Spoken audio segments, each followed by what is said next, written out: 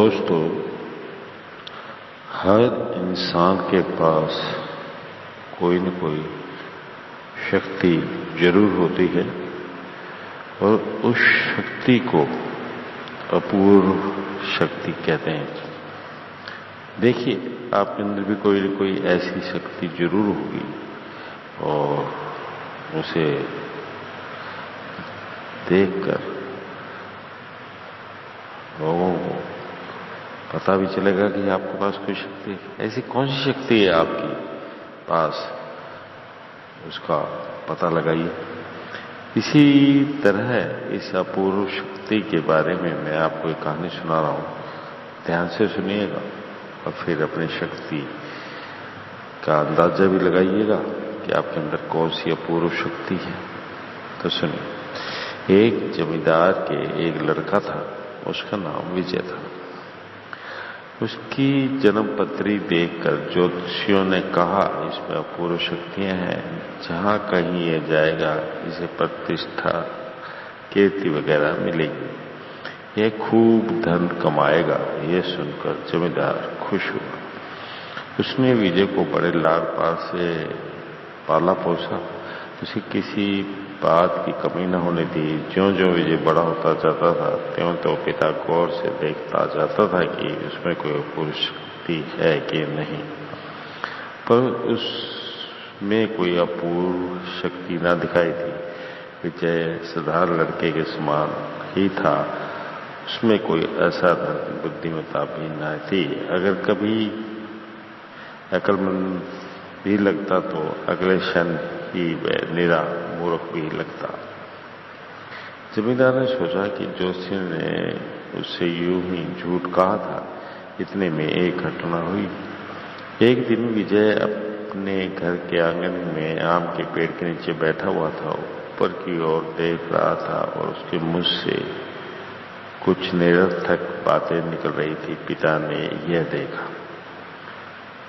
क्या ये पगला गया, सोचता हुआ जमींदार उसके पास गया। उसके पेड़ के नीचे जाते ही कई पक्षी पेड़ की टहनियों से तुरंत उड़ गए। पिताजी, पक्षियों को आपने व्यर्थ उड़ा दिया। विजय ने कहा, तुम यहाँ बैठे बैठे क्या कर रहे हो? पिता ने पूछा। इन पक्षियों से बातें कर रहा हूँ, वे जाने कहाँ कहाँ की बातें मुझे आकर सुनाते हैं। मैं कई ऐसी बातें सुन रहा हूं जो मैं नहीं जानता। विजय ने कहा। यह कैसे हो सकता है बेटा, हम उनकी भाषा नहीं जानते। पिता ने कहा। मैं जानता हूं पिताजी, मैं उनसे बात भी कर सकता हूं। विजय ने कहा। वह जो निरर्थक शब्द कह रहा था, शायद वह पक्षियों की ही भाषा थी। ज्योतिषियों ने जैसा कहा था वैसे ही उनमें पक्षियों की भाषा समझने की शक्ति थी। यह जमींदार जान गया था विजय कामकाजी होगा, ये बात भी होकर रहेगी। ये सोचकर जमींदार बड़ा खुश हुआ। कुछ दिन बीत गए। एक दिन जबकि जमींदार भोजन कर रहा था तो विजय उसके पीछे खड़े होकर पंखा करने लगा। बाहर पालतू कबूतर गुटर गु कर रहे थे। जमींदार ने खिड़की से बाहर कबूतरों को मंडराता देखा। बेटा, तुमने कहा था कि तुम पक्षियों की बातें जानते हो, ये बताओ कि ये कबूतर क्या बातें कर रहे हैं। देखिए, वे हर रोज इतना शोर तो नहीं करते हैं। विजय ने हिचकिचाते हुए कहा, जी नहीं, वे जो बातें कर रहे हैं मुझे ही पसंद नहीं है। अगर आप सुनेंगे तो आप नाराज होंगे। उसके ये कहने पर जमींदार की यह जानने की इच्छा कि कबूतर क्या कर रहे हैं और उग्र हो उठी। उसने विजय को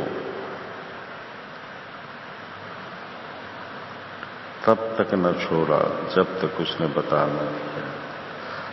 आके भोजन करते समय मैं जिस तरह पंखा झल रहा हूं, उसी तरह आप भी मेरे भोजन करते समय मुझे पंखा करेंगे और वह दिन दूर नहीं है। विजय ने कहा। यह सुनते ही जमींदार बौखला उठा। मुझे तुम्हारी बातों पर विश्वास नहीं होता। कबूतर क्या दोस्त हैं जो भविष्य की बातें कहें? तुम्हें ही शायद कोई बुरी बात सूझ रही है। मेरे जीते जी ही क्या मेरी जिम्मेदारी लेकिन मुझसे नौकरी करवाना चाहते हो, तुरंत घर छोड़कर चले जाओ, मुझे फिर अपनी शक्ल ना दिखाना, जमींदार चिल्लाया। विजय ने पिता से मीठे ढंग से कहकर देखा, मैं आपको किसी भी तरह धोखा नहीं देना चाहता। जो बातें ये कबूतर कर रहे थे वही मैंने बताई हैं। ये बातें उतनी बुरी मुझे भी लग रही हैं, इसलिए मैंने पहले ही कहा था कि नहीं बताऊंगा। फिर भी जिम्मेदार अपनी बात पर अड़ा रहा। उसने उसको गांव से निकल जाने के लिए कहा। सच कहा जाए तो विजय को घर छोड़कर जाने में कोई फिक्र न थी। पक्षियों की बातें सुनकर वह संसार देखने के लिए उतावला हो रहा था। उसने उनसे संसार के कई आश्चर्य के बारे में भी सुना था। उन्हें प्रत्यक्ष देखने का मौका उसे अब मिल रहा था। जमींदार का ग्राम समुद्र के किनारे था। विजय ने समुद्र पार करके उस तरफ के प्रदेश को देखने की ठानी। सौभाग्यवश उसे समुद्र में जाता हुआ एक जहाज भी मिला। वह उसमें सवार होकर यात्रा करने लगा। वह जहाज विजय को सीधे सिंगल देश ले गया। जहाज से उतर को वह पैदल निकल पड़ा। जाते जाते उसे फूलों का एक बगीचा मिला। उसके बाद ऊंचे ऊंचे फलों के पेड़ों का बाग। उसके बाद सोने से पुते दुमंजिले मकान। वह अवश्य राजमहल है, सोचता सोचता विजय फूल के बगीचे में से फूलों के बाग में गया। उसे कोई आवाज सुनाई दी। ऐसा लगा कि कोई पेड़ काट रहा था। इसके साथ उसने एक और ध्वनि भी सुनाई दी। राजमहल के परली तरफ आकाश में कई लाख चिड़ियाएं शोर करती उड़ रही थी। जैसे जैसे वह राजमहल के पास आता जाता था, वैसे वैसे उनका शोर भी बढ़ता जाता था। विजय कानों में उंगली देकर आगे बढ़ने लगा। राजा के एक नौकर ने विजय को देखकर कहा, वाह, आपने अभी से कानों में उंगली रख ली। हम तो दिन रात ये शोर सुनते सुनते ही मर रहे हैं। बाहर जितनी चिड़िया है उतनी ही अंदर है, उनसे कैसे पीछा छुड़ाया जाए। हमारा राजा 24 घंटे माथापच्ची कर रहे हैं। विजय को ऐसा प्रतीत हुआ कि वह उन चिड़ियों से पीछा छुड़ा सकता था। उसने राजा के नौकर से कहा, क्या तुम मुझे एक बार अपने राजा के पास ले जाओगे? नौकर विजय को राजमहल में ले गया। अंदर हजारों चिड़ियाएं पंख फड़फड़ाती शोर कर रही थी। राजा अकेले में एक कमरे में बैठा था। कहीं चिड़िया अंदर न आ जाएं, इसलिए सब खिड़कियां बंद कर रखी थी। दरवाजे भी बंद थे और वह एक आदमी पैर पर रखा हुआ था। विजय के लिए जैसे ही दरवाजा खोला गया, वैसे ही उसके साथ अंदर एक चिड़िया भी चली गई। विजय ने राजा से कहा, महाराज, मैं देख रहा हूं कि आप इन चिड़ियों के कारण कितने तंग हैं। अगर इनसे कोई आपका पीछा छुड़वा सकता है तो मैं ही छुड़वा सकता हूं। यह सुनते ही राजा का मुंह खिल सा गया। यदि तुमने मेरा उपकार किया तो तुम्हारा ऋणी रहूंगा और तुम्हारा ऋण ना रखूंगा। हम जब तक जीवित रहेंगे तब तक तुम्हारे कृतज्ञ रहेंगे। पर जो को काम कोई ना कर सका, यह तुम कैसे कर सकोगे? राजा ने पूछा। महाराज, अगर चिड़ियाएं शोर कर रही हैं तो वे शोर कोई कारण होगा। वह न मालूम क्यों आपसे यूं बदला ले रही हैं। मैं पक्षियों की भाषा जानता हूं। उनके गुस्से के कारण उनसे ही मालूम कर लूंगा, तब उनको शांत करने की आवश्यक व्यवस्था आप कर सकते हैं। कहकर विजय ने साथ आए हुए चिड़िया से कुछ कहा। फिर राजा की ओर मुड़कर कहा, यह कोई बड़ी समस्या नहीं है। सुना है आपने बाग में पेड़ कटवाने की आज्ञा दी है। इन पक्षियों के घर घोंसले उन पेड़ों पर हैं, इसलिए वे क्रुद्ध है। आप पेड़ कटवाना छोड़ दीजिए, वे भी हल्ला करना छोड़ देंगे। राजा ने पेड़ कटवाने बंद कर दिए। पक्षियों ने उसे तंग करना छोड़ दिया। राजा ने विजय को एक बड़ा जहाज, बहुत सा सोना, नौकर आदि दिए।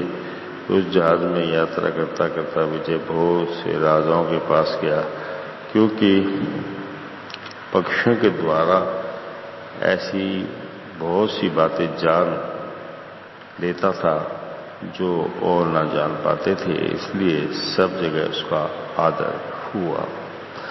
इस तरह 10 वर्ष देश विदेश घूमकर विजय ने इतनी धनराशि जमा कर ली जितनी कोई व्यापारी न कर पाया था।